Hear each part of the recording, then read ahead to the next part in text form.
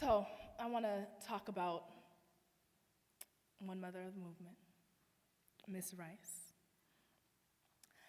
I want to let you all know a little bit more about her and share her bio with you all and share from my heart about her.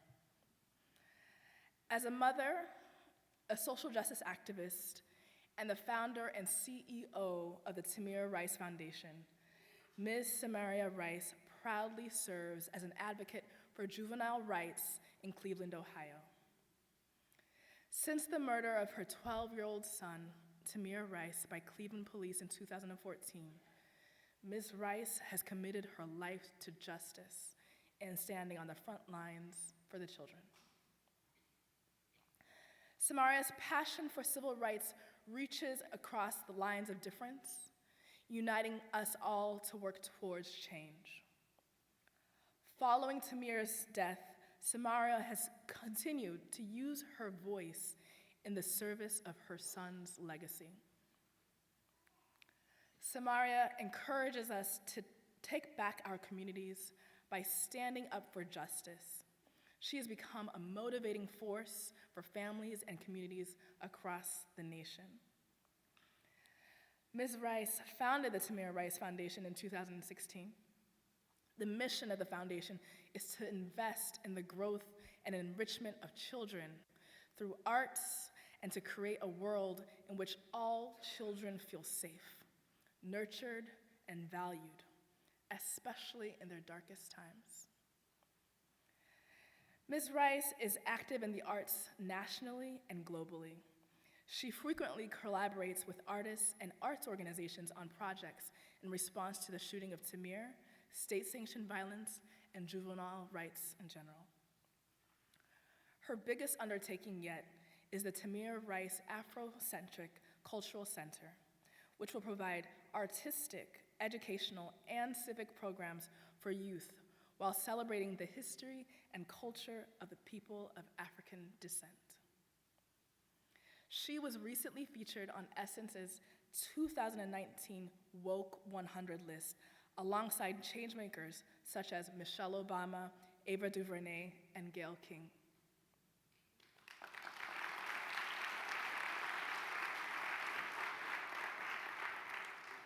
Ms. Rice rightfully deserves many, many an accolade.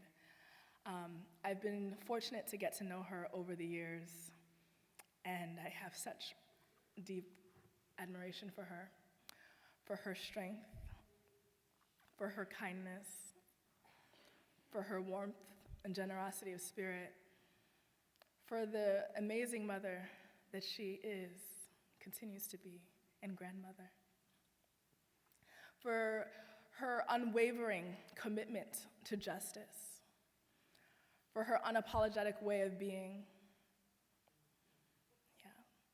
for her boldness.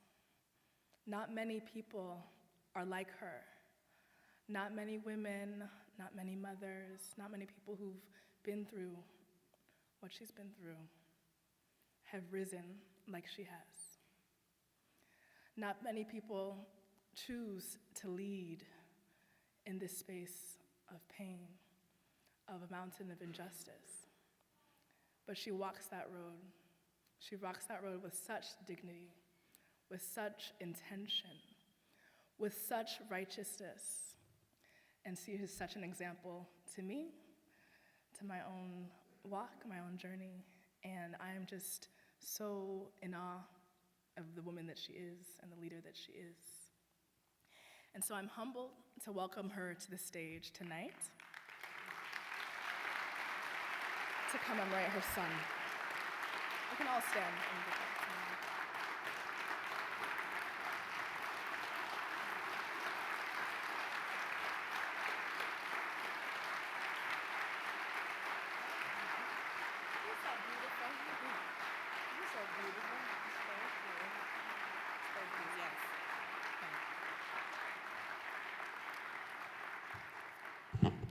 Thank you, everyone.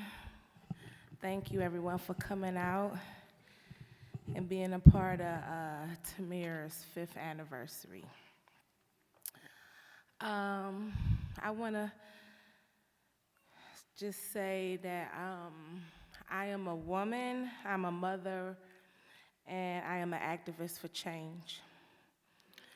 Um, if all you all was with me earlier, I'm gonna kind of go a little bit what I said, but I'm gonna give y'all a little bit more. I was thrust into this life, and it was not the life that I chose. This is God's plan, and I allow God to guide me through this process, and allow me to be guided and follow his footsteps through Tamir's soul, through his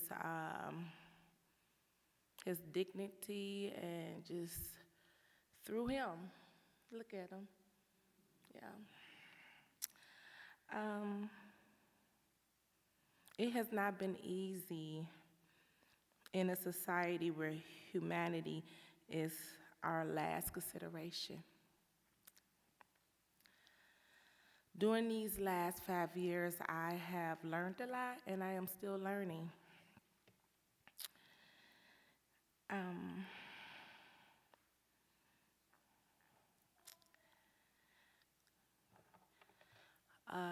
Raising my children were very important to me because I didn't have that mom and dad in my life when I needed them the most. I made a lot of sacrifices because of that. And I also made a lot of mistakes growing up with no guidance and being a young teen out there. It was very important that I implemented structure in my children's life because it wasn't implemented in my life, and I didn't want them to go through the things that I went through, so I had to make those sacrifices. I wanted to give them things that wasn't offered to them, things that wasn't offered to me. So I had to implement structure and being involved in school with them and just programming with them. I mean, it's not easy to raise 4 children, being a single parent. It's not easy. And I asked God to give me them children because I wanted 2 boys and 2 girls so I could say, hey, go play with your sister, go play with your brother, okay? So this is what I wanted, and he gave it to me. And I am happy to be a mom. I wanted to provide a life for them that was not provided for me. So that's why I structured them. And if you all was with me earlier, I had barely just left them off the porch at 11 because Tamir was only 12 for 5 months. So just letting them off the porch at that old of an age, and Tajay was like 13, 14. So I just really let them off the porch. I was very, very overprotective of them too. My oldest 2 was teenagers and teenagers, and I was overprotective of all of them, but especially them 2 because they were very clingy children and things like that. I do know kids need guidance, and by me being a part of their life the way I was able to get 3 high school graduates coming from a broken home.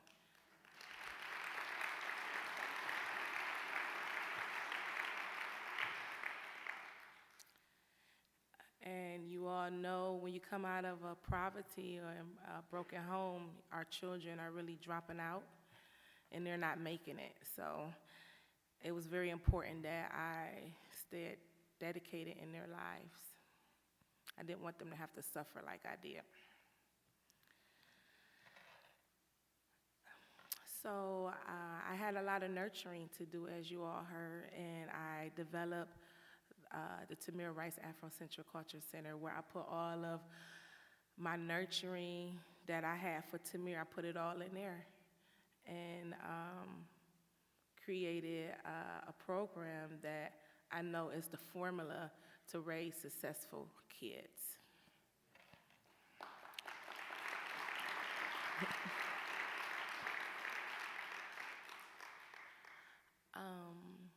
Working with folks in the city of Cleveland has not been easy, but I'm in these rooms where I was never a part of these rooms before, and hey, I'm here to make it uncomfortable because we need some change.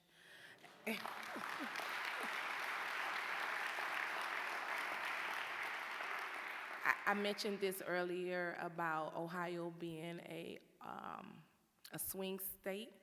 This is an open carry state, and there's no reason why my son should be dead. So that's why I work tirelessly with families in the community to make sure that we have a civilian oversight after the consent decree leave. They've been here 4 times. So it's very important that I continue to advocate for police reform and get in those rooms to make them uncomfortable, because there's nothing comfortable about the injustice in America to Black and brown people.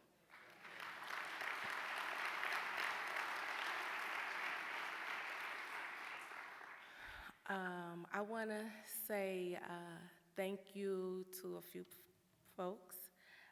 Amanda King, thank you for sticking by my side when I had gave you pure hell. Sorry. Thank you for sticking by my side. Bakari K-Twana, thank you for signing on. Thank you, the Cleveland Museum of Art. Thank you, Theaster Gates, for just being there for me. Thank you to all the participants that came out to honor this day with me. Jasiri X, Sheila Perig, Keisha, Nicole Foster. Okay, and E.J. Hill is out there for me, and I have Miss Lattimore, and I have a few other folks out there I can't see, and Coris Vandiver, and Fred Hampton Jr. Thank you for joining me. Thank you. And Joanna Colvin, and I just thank everybody for being here. And my uncle has been holding me down. Uncle Mike, shout out to you, and my brother, yes. And Corstian and Danielle and Michael Rajavec, thank you all for being there for me. Miss L. Harns, I love you. Thank you. Miss Opal Tamati, I love you. Thank you for being there for me. Latanya Goldsby, thank you for being there for me. Also working in the city with Miss Madison from Robert P. Madison, architect. We have developed a beautiful design that I want to share with you all for Tamir's Afro Central Culture Center. Working tirelessly days and nights and meeting with Miss Sandra. But we finally got it done, huh? Come on up, Miss Sandra. Come on. Come on. I am just so gracious and honored that Robert P. Madison, architect, believe in me, believe in Tamir, believe in Tamir's legacy to help us and get us where we need to be. Thank you. I'm not gonna go nowhere. So good evening, everybody. It's great to see everybody out here today. While I'm known as an architect, I was not the only one out here working alone. We have a group of people